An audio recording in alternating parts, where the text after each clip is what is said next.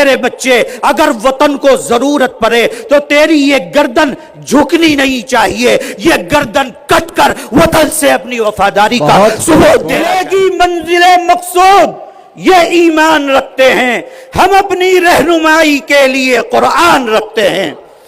ملے گی منزل مقصود یہ ایمان رکھتے ہیں، ہم اپنی رہنمائی کے لیے قرآن رکھتے ہیں۔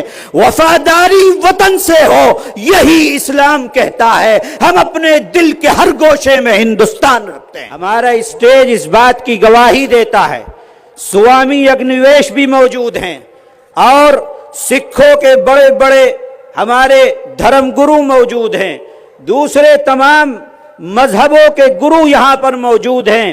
ہمارے درمیان میں اختلاف ہو سکتا ہے، یہ بڑی بڑی شخصیات ہیں، ان کا دھرم الگ ہے، ہمارا دھرم الگ ہے، ان کی عبادت کا طریقہ الگ ہے، ہماری عبادت کا طریقہ الگ ہے، لیکن اس کے باوجود بھی دھرم سے اوپر اٹھ کر ہم تمام کے تمام ایک اللہ کے بندے ہیں اور ایک اللہ کی عبادت کرنے والے ہیں۔ اور میرے بھائی، اس ملک کے اندر ایک دوسرے کے دکھ و درد میں شریک رہتے ہوئے اپنی زندگی کو گزارنا ہم اپنا مذہبی فریضہ سمجھتے ہیں، اس لیے کہ یہ ملک اگر زندہ رہے گا آپس کے پیار اور محبت سے زندہ رہ سکتا ہے۔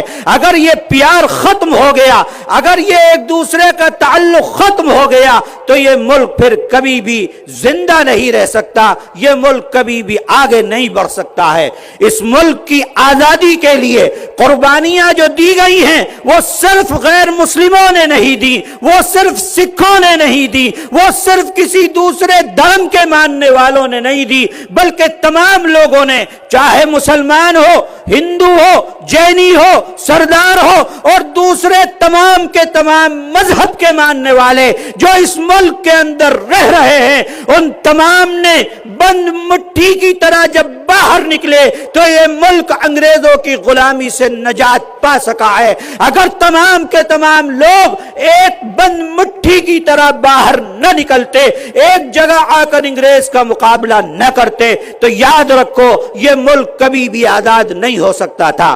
ہمیں یہ کہنے میں کوئی دشواری نہیں ہے کہ ہمارے بڑوں نے، ہمارے باپ دادا نے، ہمارے بزرگوں نے جو قربانیاں اس ملک کے لیے پیش کی ہیں دوسرا کوئی بھی اس قربانی کو پیش نہیں کر سکتا ہے۔ 150 سال تک ہمارے بڑوں نے اور بزرگوں نے اس ملک کی آزادی کے لیے اپنی قربانی کو پیش کیا ہے، پھانسی کے پھندوں کو چوما ہے۔ اور آپ دیکھیے تاریخ کو اٹھا کر کہ دہلی سے لے کر پاکستان کے خیبر تک کوئی درخت ایسا نہیں تھا جس درخت کے اوپر کسی مولوی کی گردن نہ لٹک رہی ہو۔ ہم نے اس طریقے سے قربانیاں پیش کی ہیں تو ہمارا یہ ملک آزاد ہوا ہے۔ آج بہت آسانی کے ساتھ وہ لوگ جو اس ملک کے اندر انگریزوں کی غلامی کیا کرتے تھے، انگریز کے گھوڑوں کی مالشیں کیا کرتے تھے، جو اس ملک کے اندر انگریز کے تلوے چاٹا کرتے تھے، وہ بہت آسانی کے ساتھ یہ کہہ دیا کرتے ہیں کہ جاؤ پاکستان چلے جاؤ۔ میں ان کو یہ کہنا چاہتا ہوں کہ اسی وطن کی خاک سے ہیں، اسی خاک میں ملائے جائیں گے، نہ بلائے آپ کے آئے تھے نہ نکالے آپ کے جائیں گے۔ بہت خوب، بہت خوب، بہت یہ ہمارا اپنا ملک ہے، یہ ہماری اپنی زمین ہے، یہ ہماری اپنی دھرتی ہے۔ ہم پیدا ہوئے اسی ملک کے اندر پیدا ہوئے، بڑے ہوئے اسی ملک کے اندر بڑے ہوئے، جوان ہوئے اسی ملک کے اندر جوان ہوئے۔ میرے بھائی، ہم اگر نماز پڑھتے ہیں تو پیشانی کو اسی مٹی کے اوپر رکھ کر اپنی وفاداری کا ثبوت پیش کرتے ہیں، اور یاد رکھو جب مریں گے اسی مٹی کے اندر دفن ہو جائیں گے، کوئی ہم سے ہماری وفاداری کا ثبوت نہ مانگے۔ جمعیت علماء ہند، جمعیت علماء ہند، جمعیت علماء ہند، پیارو محبت، پیارو محبت، پیارو محبت، ہندوستان، ہندوستان، حضرت مولانا ارشد مدنی، مولانا ارشد مدنی۔ اس ملک سے جتنی محبت مسلمان کرتا ہے کوئی دوسری قوم اگر میں یہ کہوں تو غلط نہیں ہوگا، اتنی زیادہ محبت کوئی دوسری قوم اس ملک کے اندر رہنے والی نہیں کرتی ہے۔ ملے گی منزل مقصود، یہ ایمان رکھتے ہیں، ملے گی منزل مقصود، یہ ایمان رکھتے ہیں۔ ہم اپنی رہنمائی کے لیے قرآن رکھتے ہیں۔ ملے گی منزل مقصود، یہ ایمان رکھتے ہیں۔ ہم اپنی رہنمائی کے لیے قرآن رکھتے ہیں۔ وفاداری وطن سے ہو، یہی اسلام کہتا ہے۔ ہم اپنے دل کے ہر گوشے میں ہندوستان رکھتے ہیں۔ بہت خوب، بہت یہ ہمارا اپنا ملک ہے۔ آج حکومت کے اوپر بیٹھے ہوئے لوگ مسلمانوں کے ساتھ ناانصافی کر رہے ہیں، مسلمانوں کو ڈرانے اور دھمکانے کی کوششیں ہو رہی ہیں۔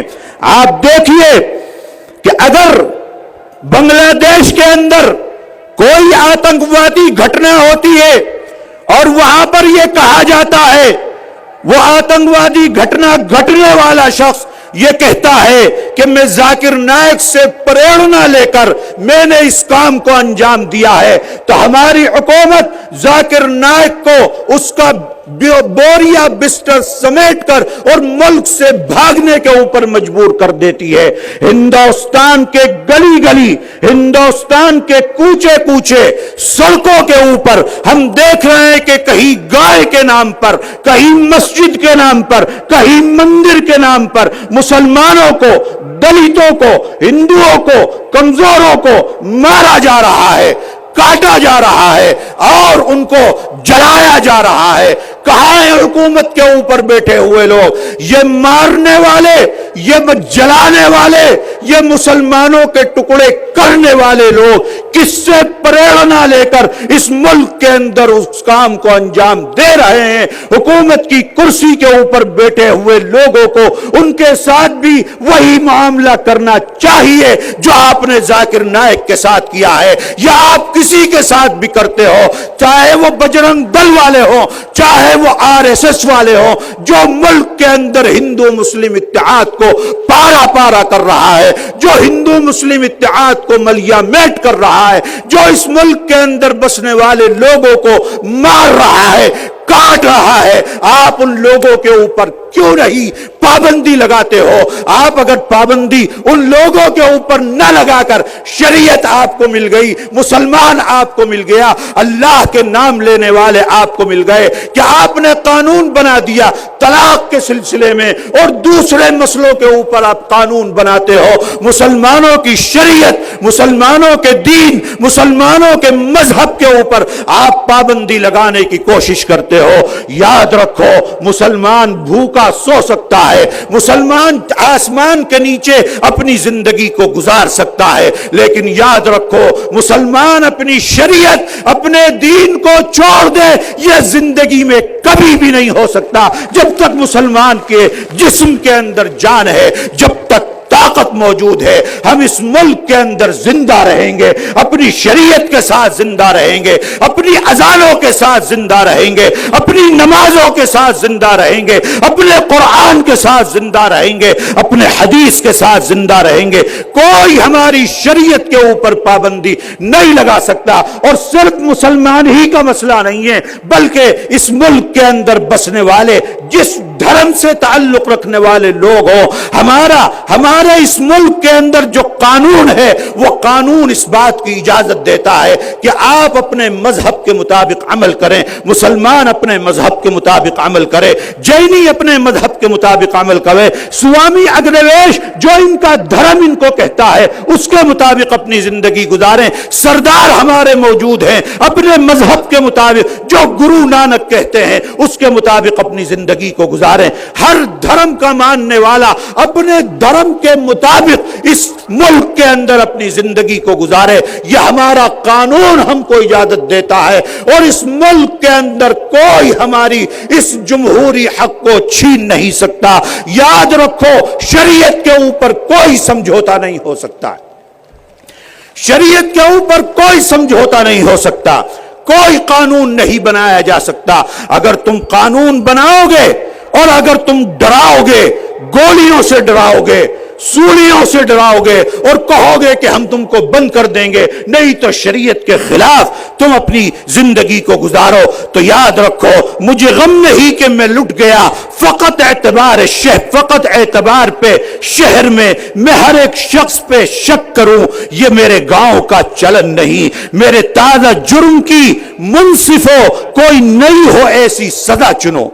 मेरे ताजा जुर्म की क्या जुर्म है हमारा? अगर तुम शरीयत के खिलाफ कानून बनाओगे हम उस कानून को तोड़ेंगे, मुसलमान उस कानून को तोड़ेगा। कोई भी शरीयत के खिलाफ कानून बनेगा हमें किसी किस्म से भी वो गवारा नहीं है। मेरे ताजा जुर्म की मुंसिफो कोई नहीं हो ऐसी सजा चुनो, ये सूलियां मेरा खेल है, मुझे खौफ दारो रसन नहीं। इस मुल्क के अंदर तमाम के तमाम लोग मोहब्बत और एक दूसरे के दुख और दर्द में शरीक रहते हुए अपनी जिंदगी को 1300 साल से गुजारते हुए चले आ रहे। 70 साल मुल्क के अंदर हो गए, कोई मसला नहीं बना। आज 3 साल हुए और 3 साल के अंदर 4 साल के अंदर सारे मसाइल उठ खड़े हुए। कौन क्या खाएगा, कौन क्या पिएगा, कौन क्या पहनेगा, कौन किस तरीके से चलेगा। मेरे भाई हम तो नहीं कहते कि तुम क्या खाते हो, तुम क्या पीते हो। जो तुम्हारा मजहब कहे, जो आपका दीन कहे, जो आपका धर्म कहे, आप उसको अपनाइए। जो हमारा मजहब कहता है हम उसके मुताबिक अपनी जिंदगी को गुजारेंगे। इसके दरमियान में कोई समझौता नहीं हो सकता। एक पागल उठा मुल्क से और उसने कह दिया कि अब ये मदारिस जो हैं ये दहशत गर्दी का अड्डा है, और मोदी जी को खत लिख दिया कि इन मदारिस इस्लामिया को बंद कर दिया जाए, ये दहशत गर्दी सिखलाते हैं, ये दहशत गर्दी के अड्डे हैं। अरे उसे बेवकूफ को पता नहीं कि आज पूरे हिंदुस्तान के ऊपर इन मदारिस इस्लामिया का एहसान है। अगर ये मदारिस इस्लामिया न होते, खुदा की कसम ये मुल्क कभी भी आजाद नहीं हो सकता था। ये मुल्क अगर आजाद हुआ है तो सिर्फ मदारिस इस्लामिया की देन है कि उसने ऐसे सबूतों को, उसने ऐसे जियालों को पैदा किया जो अंग्रेज से टकरा गए। याद रखो अगर कुरान का पढ़ाना दहशत गर्दी है, मैं इस जुर्म को कबूल करने के लिए तैयार हूं कि मैं दहशत गर्द हूं। अगर रसूलुल्लाह की, अगर ये आवाज आप लोगों की भी आवाज है तो मालूम होना चाहिए कि मुल्क के मुसलमानों की आवाज क्या है। अगर रसूलुल्लाह की हदीस को बयान करना दहशत गर्दी है तो मैं इस जुर्म को कबूल करने के लिए तैयार हूं कि मैं दहशत गर्द हूं। अगर अल्लाह के नबी की हदीसों को जिंदा करना दहशत गर्दी है, मैं इस जुर्म को कबूल करने के लिए तैयार हूं कि मैं दहशत गर्द हूं। अगर इन गैर मुस्लिम रहनुमाओं को अपने सीने से लगाना दहशत गर्दी है, मैं इस जुर्म को कबूल करने के लिए तैयार हूं कि मैं दहशत गर्द हूं।